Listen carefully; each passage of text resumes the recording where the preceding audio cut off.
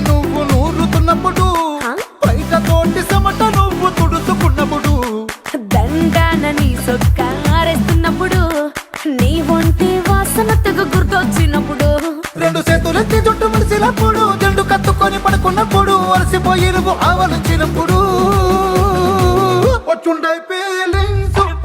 feelings వచ్చి వచ్చి చంపేస్తుండ